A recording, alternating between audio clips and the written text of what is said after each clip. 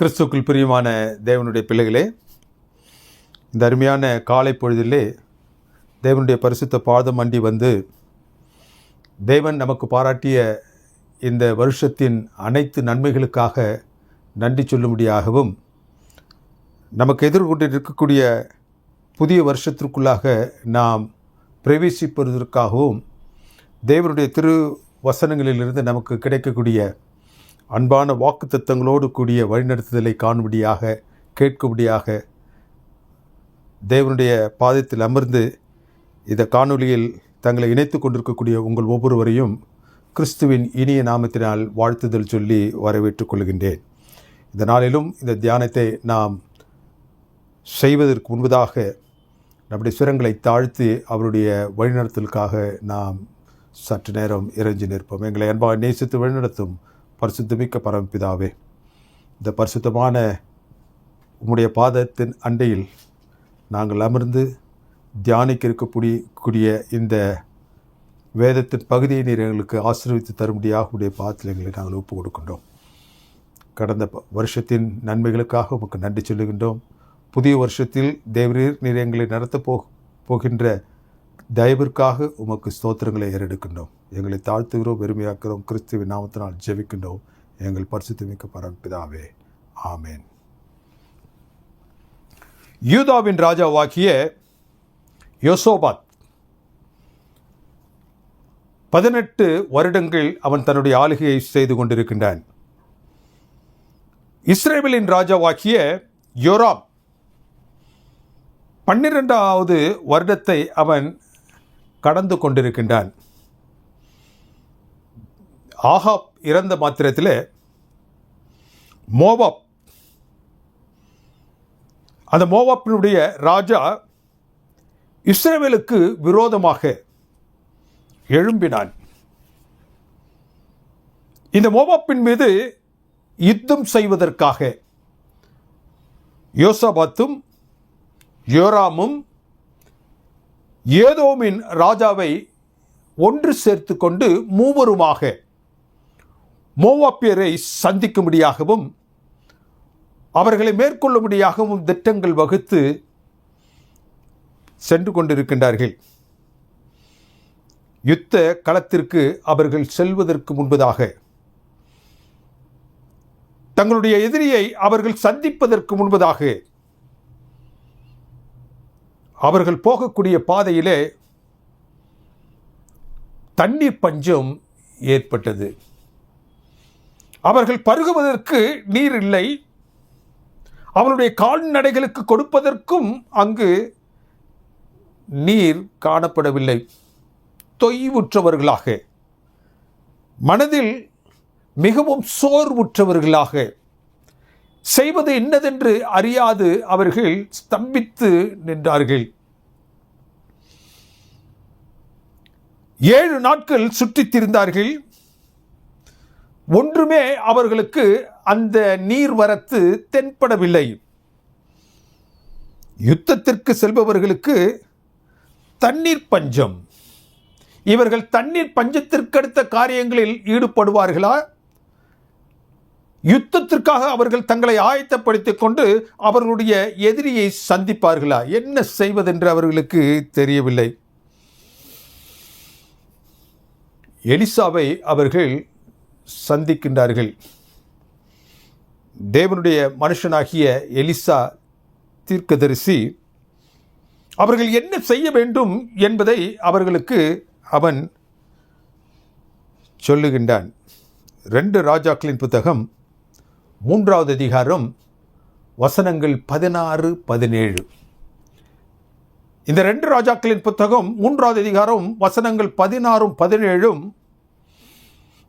தேவனுடைய பிள்ளைகளாகிய நீங்களும் நானும் அவருடைய பாதத்தில் அமர்ந்து இந்த வருஷம் என்னவாக இருக்குமோ, எப்படியாக இந்த வருஷத்தை நாம் கடந்து செல்ல போகின்றோமோ, இந்த வருஷத்திற்குள்ளாக நாம் கடந்து செல்லும் பொழுது நம்முடைய தேவைகள் எப்படி பூர்த்தி செய்யப்படுமோ, நமக்கு எதிராக நிற்கக்கூடிய இந்த வருஷத்தில் சத்ருவாகிய சாத்தான் எந்த நிலைகளிலெல்லாம் நம்மை சந்திப்பானோ என்ற மன பயத்தோடு, கிளேசத்தோடு இங்கு அமர்ந்திருப்போம் என்றால் தேவனுக்கு பிரியமானவர்களே, இந்த 2 வசனங்களில் தேவன் நமக்கு ஒரு பெரிய திடகாத்திரமான நம்பிக்கையை பாராட்டுகின்றார்.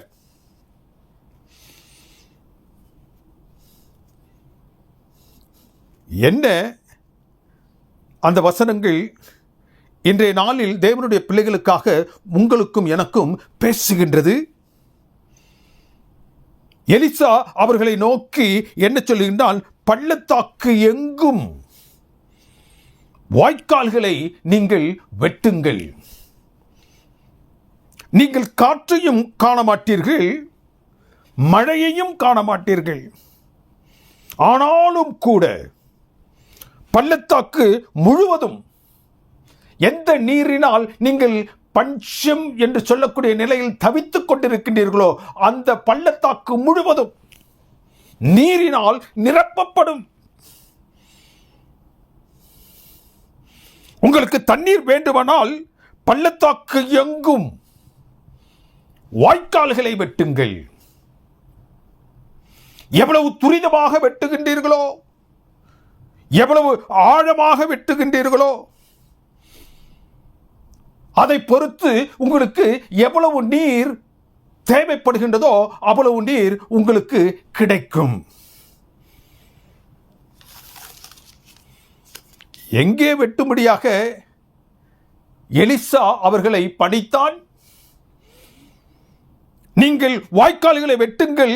எங்கு என்றால் நீரற்ற பள்ளத்தாக்கிலே, நீர் ஊற்றற்ற பள்ளத்தாக்கிலே, மழைக்கான எந்த அறிகுறியும் இல்லாத சீதோஷ்ண நிலையிலே வாய்க்கால்களை நீங்கள் என்ன செய்யுங்கள்? வெட்டுங்கள் என்று கூறினான். தண்ணீர் வேண்டுமென்றால், உங்களுடைய தாகம் தணிக்கப்பட வேண்டும் என்றால் வாய்க்கால்களை வெட்டுங்கள். தேவனுக்கு பிரியமானவர்களே, நீர் அல்லது தண்ணீர் கிடைக்க வேண்டும் என்றால் இயற்கையில் ஒரு நியதி உண்டு. மழை பெய்ய வேண்டும். அந்த மழை பெய்ய வேண்டும் என்றால் அந்த மழையை கொண்டு வருவதற்கு மேகம் காணப்பட வேண்டும். எந்த இடத்தில் நமக்கு மழை தேவையோ அந்த இடத்தில் மேகம் தள்ளி கொண்டு வரப்பட வேண்டும். அந்த மேகத்தை தள்ளிக்கொண்டு வர வேண்டும் என்றால் அதற்கு காற்று அவசியம். காற்று அங்கு அடிக்க வேண்டும் என்றால் அதற்கான சூழல் காணப்பட வேண்டும். இதுதான் இயற்கையாக நீர் பெறுவதற்கான வழி. இங்கு தேவனுடைய வாக்கு வித்தியாசமாக காணப்படுகின்றது. நீங்கள் நீரை பெற வேண்டும் என்றால் உங்களுக்கு உங்களுடைய தாகத்தை தணிக்கக்கூடிய நீர் தரப்படும்.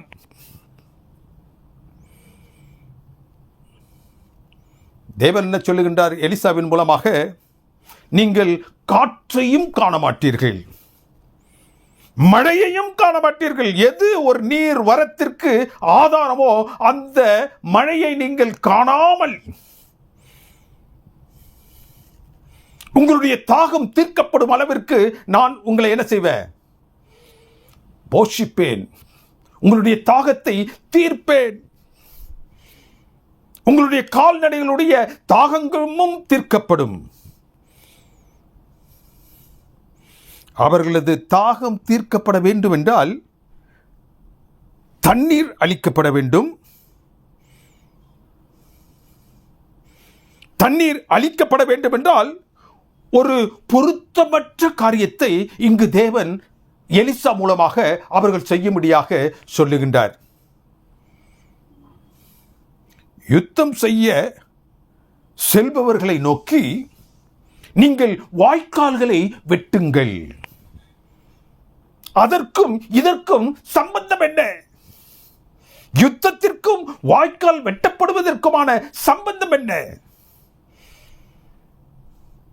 அவருடைய கரத்தில் வாய்க்கால்களை வெட்ட பயன்படுத்தக்கூடிய உபகரணங்களும் இல்லை, மண்வெட்டி போன்ற உபகரணங்கள் இல்லை. அவர்களுடைய கரங்களில் இருந்தது வாள்.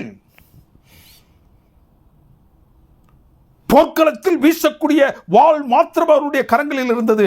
ஆனாலும் கூட தேவனுடைய வார்த்தைகளுக்கு அவர்கள் இணங்கி, இது வேதத்தின் பகுதி என்ன சொல்லுகின்றது? அவர்கள் வாய்க்கால்களை வெட்டினார்கள். அவர்கள் வாய்க்கால்களை எந்த உபகரணத்தை கொண்டு வெட்டினார்கள் என்று தெரியவில்லை. ஆனால் அவர்கள் வாய்க்கால்களை தேவனுடைய அந்த அந்த அவருடைய வழிநடத்தலுக்கு இணங்கி, கட்டளைக்கு இணங்கி வெட்டினார்கள். அநேக நேரங்களில் தேவனிடத்தில் நாம் கேட்கக்கூடியது ஒன்றாக இருக்கும். நாம் கேட்கக்கூடிய ஒன்றை நாம் எதிர்பார்த்து கொண்டிருக்கும் பொழுது தேவன் என்ன சொல்வார்? நீ இப்படி செய்.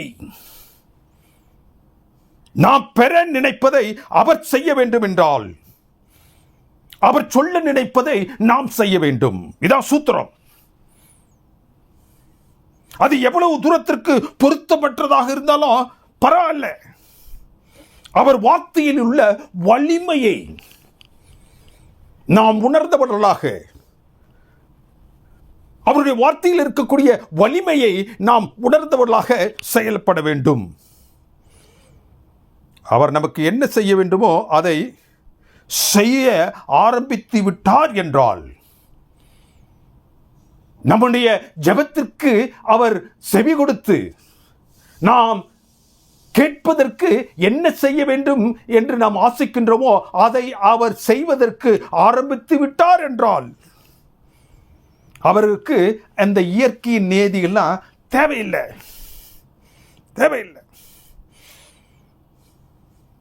இந்த இயற்கையின் நியதிகளை எல்லாம் மீறி நீர் வேண்டுமென்றால் மழை, மழை வேண்டுமென்றால் அதை கொடுக்கக்கூடிய மேகம், அந்த மேகம் அவர்கள் இருக்கக்கூடிய இடத்தில் மழையை பொழிய வேண்டும் என்றால் அதை எங்கோ இருந்து அடித்து கொண்டு வருவதற்கு காற்று அவசியம். இதான் இயற்கை நியதி. இந்த இயற்கை நியதி எதுவுமே அவசியம் இல்லாமல் தேவன் தன்னுடைய பிள்ளைகளுக்கு ஒரு ஆசீர்வாதத்தை நல்க விரும்பிவிட்டார் என்றால் அவர் இயற்கை நியதிகளை எல்லாம் பார்க்கறதில்லை. அவைகளை எல்லாம் அவர் அப்புறப்படுத்திவிட்டு ஒதுக்கிவிட்டு தேவன் நம்முடைய தேவைகளை சந்திக்கின்றார் என்பது தான் தேவன் தன்னுடைய பிள்ளைகளுக்கு இந்த வருஷத்தில் கொடுக்கக்கூடிய ஒரு உன்னதமான வாக்குத்தத்தம். God is not only a creator of laws of nature, He is above all. He can also reverse, change anytime the nature as per His will.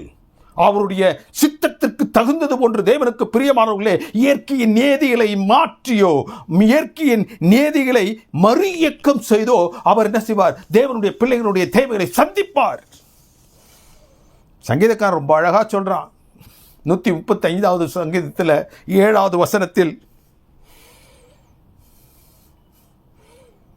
தேவனுக்கு பிரியமானவர்களே, பூமியின் கடையாந்தரங்களில் இருந்து,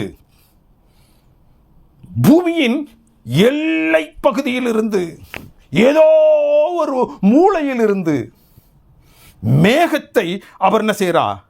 உண்டாக்குகிறார். அடுத்து என்ன செய்கிறாரா? மேகத்தை உண்டாக்கிட்டவர் தன்னுடைய பண்டக சாலையில் இருந்து காற்றை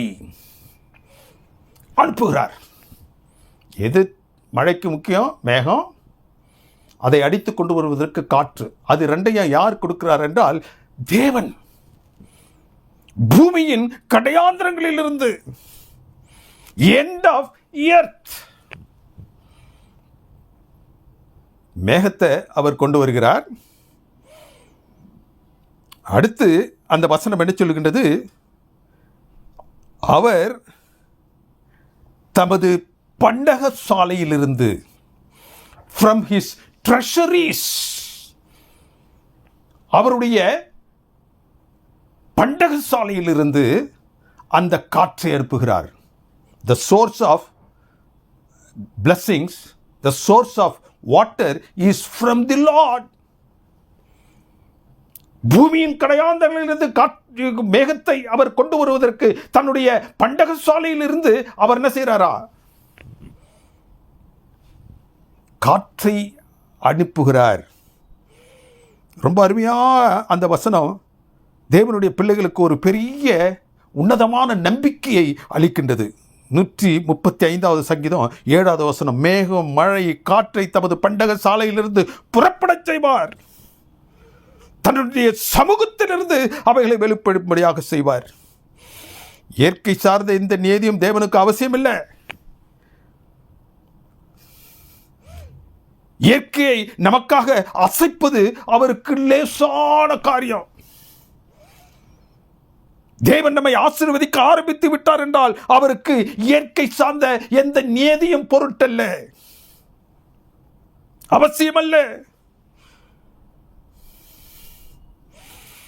வேதம் சொல்லுகின்றது, இந்த 3 ராஜாக்களும்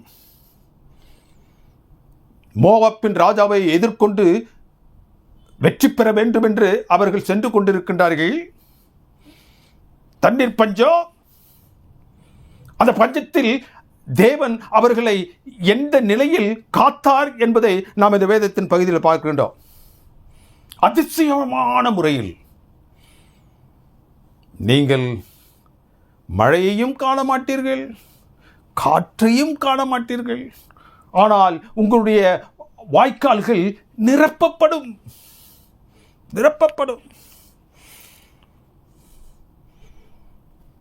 அவளுடைய வாய்க்கால்கள் நிரம்பிற்று.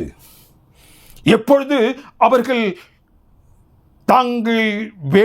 தங்களுக்கு என்ன வேண்டும் என்று தேவனுடைய சமூகத்தில் பிரார்த்தித்தார்களோ அவைகள் அவர்களுக்கு பூரணமாக கொடுக்கப்பட்டது. எப்பொழுது என்றால் அவர்கள் தேவன் கூறிய வண்ணம் அந்த வாய்க்கால்களை அந்த பள்ளத்தாக்களை வெட்டின பொழுது, பள்ளத்தாக்கு முழுவதும் எவ்வளவு துரிதமாக அதை வெட்ட முடியுமோ, எவ்வளவு ஆழமாக அந்த வாய்க்கால்களை வெட்ட முடியுமோ, அவர்கள் அந்த வாய்க்கால்களை வெட்டி ஆயத்தமாக இருந்த பொழுது தேவன் மேகத்தை அடித்துக் கொண்டு வர செய்து அந்த மேகத்தின் வழியாக அவர்களுக்கு அந்த மழை பொழிவின் மூலமாக அவருடைய அந்த தாகத்தை அவர் தீர்த்தார்.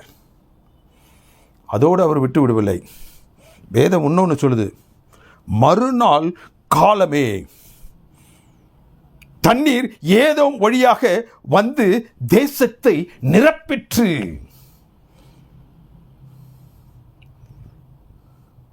ஏதோம் வழியாக தண்ணீர் வந்து அவர்களுடைய பள்ளத்தாக்கை, வரப்புகள் வெட்டப்பட்ட அந்த பள்ளத்தாக்கை நிரப்பிற்று.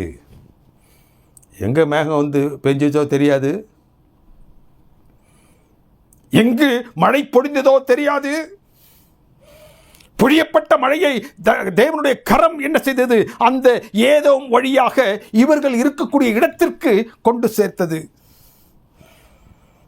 அவர்கள் தேவனுடைய கட்டளைப்படி வாய்க்கால்களை வெட்டியதால் எவ்வளவு தூரம், எவ்வளவு சீக்கிரம் செல்வதை, எவ்வளவு ஆழமாக வெட்ட வேண்டும் என்று தேவன் சொன்னாரோ அவ்வளவு தூரத்திற்கு அதை வெட்டியதினால் அதற்கேற்ற அளவு வாய்க்கால்களை வெட்டியதால் அவ்வளவு தண்ணீர் பள்ளத்தாக்கிலே நிரம்பிற்று. தேவனுக்கு பிரியமானவர்களே, தேவன் நம்மை ஆசீர்வதிக்க துவங்கி விட்டார் என்றால், ஆசீர்வதிக்க சித்தம் கொண்டு விட்டார் என்றால், எவ்வளவு நமக்கு தர வேண்டும் என்ற அளவை நம்முடைய கையில் கொடுத்துடுறார். எவ்வளவு என்பதை, எவ்வளவு சீக்கிரம் தர வேண்டும் என்பதையும், எவ்வளவு தர வேண்டும் என்பதையும் நம்முடைய கரத்தில் கொடுத்து விடுகின்றார். இங்கு இவர்களிடத்தில் என்ன சொன்னார்? நீங்கள் என்ன செய்யுங்க, வாய்க்கால்களை வெட்டுங்கள். எவ்வளவு சீக்கிரமாக நீங்கள் வெட்டுகின்றீர்களோ அவ்வளவு சீக்கிரமாக அந்த ஆசீர்வாதம் உங்களை அணுகும். நீங்க எவ்வளவு வேணும் அந்த ஆசீர்வாதம் என்று நினைக்கின்றீர்களோ அவ்வளவு ஆழமாக வெட்டுங்க, அவ்வளவு சீக்கிரமாக வெட்டுங்க. உங்களுக்கு எவ்வளவு சீக்கிரத்தில் வேண்டும் என்றால் உங்களுக்கு எவ்வளவுக்கு அதிகமாக வேண்டும் என்றாலும் நீங்கள் என்ன செய்யுங்க, அவ்வளவுக்கு ஆழமாக வெட்டுங்கள். காரணம், இஸ்ரவேலை ஆசீர்வதிப்பதற்கு அவருக்கு மிகவும் பிரியமான காரியம். வேதம் சொல்லுது, தேவனுடைய பிள்ளைகளை தேவன் ஆசீர்வதிப்பது அவருக்கு மிகவும் பிரியமான காரியம். எவ்வளவு என்பதையும் எவ்வளவு சீக்கிரம் என்பதையும் தீர்மானிக்க வேண்டியது நாம். எவ்வளவு சீக்கிரத்தில் அவருடைய ஆசீர்வாதத்தை நாம் பெற வேண்டும் என்று நினைக்கின்றோமோ அவ்வளவு சீக்கிரத்தில் நாம் அவர் என்ன சொன்னாரோ அதை செய்ய வேண்டும். வாய்க்கால்களை வெட்டுங்கள் என்று சொன்ன மாத்திரத்தில் அவர்கள் துரிதமாக வெட்டினார்கள். அந்த தண்ணீர் சீக்கிரமாக வந்தது. அவர்களுக்கு எவ்வளவு தண்ணீர் வேண்டுமோ அதை அவர்களுடைய தேவையை காட்டிலும் அபரிதமாக வேண்டும் என்று நினைத்தார்கள். அப்பொழுது அந்த வெட்டுபடியாக கட்டளைப்பட்ட அவர்கள் எவ்வளவு ஆழமாக வெட்டினார்களோ அவ்வளவுக்கு ஆழமாக அவர்களுக்கு அந்த ஆசீர்வாதம் தங்கிற்று.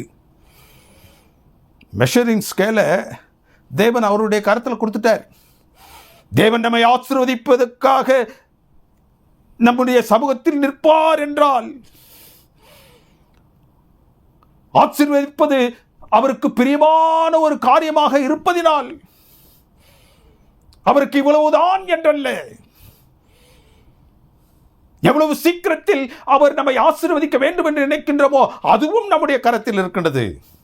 அவர் என்ன சொன்னாரோ அவ்வளவு சீக்கிரத்தில் நாம் அதை செய்யும் பொழுது எவ்வளவு தூரத்திற்கு அதிகமான அளவில் நாம் ஆசீர்வதிக்கப்பட வேண்டும் என்பதும் நம்முடைய கரத்தில் தான் இருக்கின்றது. அந்த வாய்க்கால்களை அவர்கள் ஆழமாக வெட்டினார்கள். அதிகமாக நீர்வரத்தை அவர்கள் பெற்றார்கள். அவர்களுக்கு இந்த காரியம் புரியவில்லை.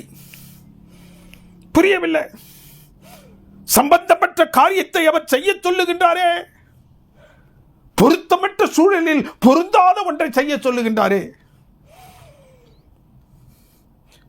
யுத்தத்திற்காக சென்று கொண்டிருக்கக்கூடிய அவர்களை நோக்கி நீங்கள் வாய்க்கால்களை வெட்டுங்கள்.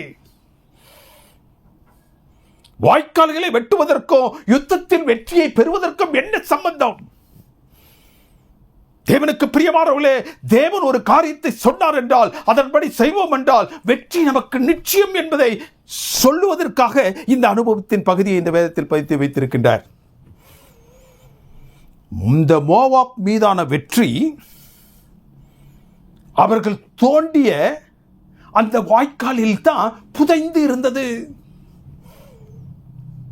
மோவாப் மீதான வெற்றி அந்த வாய்க்கால்களை அவர்கள் எப்ப தோண்டுவதற்கு துவங்கினார்களோ அந்த வெற்றியும் அப்பொழுது தான் துவங்கிற்று. பள்ளத்தாக்கு முழுவதும் வாய்க்கால்களை வெட்டியதால் ஏதோ வழியாக வந்த நீர் பள்ளத்தாக்கு முழுவதும் நிரம்பிற்று.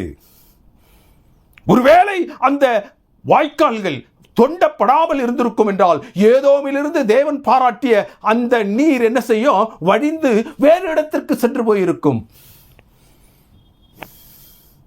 வாய்க்கால்கள் வெட்டப்பட்டதால் அவர்களுக்கு போதுமான அல்லது அவர்களுடைய தேவைக்கு அதிகமான நீர்வரத்தை அவர்கள் பெற்றார்கள். அபரிதமான நீரும் கிடைத்தது, மோவாப் மீதான வெற்றியும் கிடைத்தது. அவர்கள் பெற்ற வெற்றிக்கு காரணம் அவர்கள் தங்களுடைய கரங்களிலே ஏந்திய உடைவாள்கள் அல்ல, போர்க்களத்தில் அவர்கள் பாராட்டிய அவர்கள் திறமைகள் அல்ல. இந்த வாய்க்கால்களை வெட்டும்படியாக சொன்ன தேவனுடைய வார்த்தைக்கு அவர்கள் கீழ்ப்படிந்து வெட்டியதால் பள்ளத்தாக்கில் தண்ணீர் முழுவதுமாக நிரம்பிருச்சு. காலையிலே எழும்பி பார்க்கும் பொழுது அந்த அந்த பள்ளத்தாக்கு முழுவதும் நிரம்பி இருந்த நீரிலே அந்த இளம் சூரியன் பட்ட மாத்திரத்திலே தூரத்தில் இருந்து பார்க்கும் பொழுது அது ரத்தமாக தெரிஞ்சு.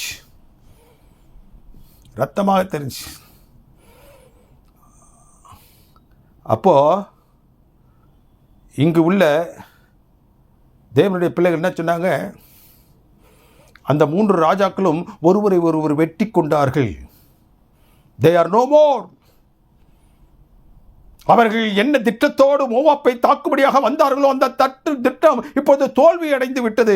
அவர்கள் ஒருவருக்கொருவர் மோதி அவர்கள் என்ன செஞ்சாங்க? இந்த பள்ளத்தாக்கிலே தங்கள் மரணத்தை அவர்கள் கண்டார்கள். இரத்த வெள்ளத்தில் அவர்கள் கிடக்கின்றார்கள் என்று.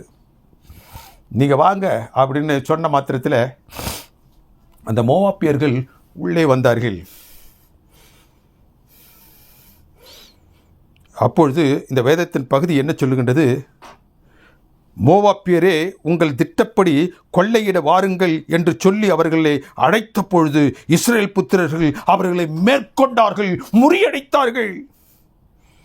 தேவன் இஸ்ரவேலுக்கு வைத்திருந்த அந்த மோவாப் மீதான வெற்றியை போரில் அல்ல, போர்க்களத்தில் அல்ல, அவர்கள் தங்களுடைய கரங்களில் வைத்திருந்த பட்டயத்திலும் அல்ல. தேவனுக்கு பிரியமானவர்களே, அந்த வெற்றி அந்த பள்ளத்தாக்கிலே தேவனுடைய வார்த்தைகளுக்கு இணங்கி அவர்கள் வெட்டி அந்த வாய்க்கால்களில் இருந்துச்சு. ஒருவேளை இந்த வாய்க்கால்களை அவர்கள் வெட்டாமல் இருந்திருப்பார்கள் என்றால் ஏதோவில் இருந்து வடிந்து வந்த நீர் இங்கும் வடிந்து வேறொரு இடத்திற்கு சென்றிருக்கும். இது ஒரு யுத்த நுணுக்கமாக இல்லாது இருந்தும் அவர்கள் அதற்கு கீழ்ப்படிந்தார்கள். நீங்கள் பள்ளத்தாக்கிலே அந்த வாய்க்கால்களை வெட்டுங்கள் என்று சொன்ன மாத்திரத்திலே அவர்கள் வெட்டினார்கள். தேவன் தன்னுடைய ஆசீர்வாதத்தை எங்கு வைத்திருக்கின்றார் என்று நமக்கு தெரியாது. அதை எப்படி கொடுப்பது என்று வைத்திருக்கின்றார் நமக்கு தெரியாது. ஆசீர்வாதத்தை பெற வேண்டும் என்றால் அதை நமக்கு எப்படி செய்ய போகிறார் என ஆராய்ச்சி செய்யாமல், அவர் எதை செய்ய சொல்லுகின்றாரோ அதை சொல்வதற்கு நம்ம என்ன செய்யணும்? ஒப்பு கொடுக்க வேண்டும்.